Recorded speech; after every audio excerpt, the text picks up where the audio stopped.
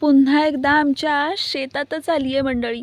मंडळी तुम्हाला माहिती आहे आम्ही कोकणी माणसं आमच्या शेतामध्ये कधीच एका प्रकारचं बियाणं पेरत नाही. तर आम्ही 2 वेगवेगळ्या प्रकारची बियाणी नेहमी पेरतो. आता हे असं करण्यामागचं काय कारण आहे ते याच व्हिडिओमध्ये पुढे सांगणार आहे. पण त्याआधी सांगते आम्ही यंदा कोणतं बियाणं पेरलं आहे. आम्ही यंदा रुपाली आणि 6444 नावाची अशी 2 बियाणी पेरलेत. 2 वेगवेगळी बियाणी पेरतानासुद्धा एक काळजी घ्यायची की ती दोन्ही बियाणी एकाच वेळेला तयार होणार नाहीत. एक बियाणं आधी आणि एक बियाणं थोडं उशिरा म्हणजे एक 15 दिवसांच्या फरकाने तयार होईल. हे असं का करायचं? कारण कोकणात खूप मोठ्या प्रमाणात भाताची शेती केली जाते.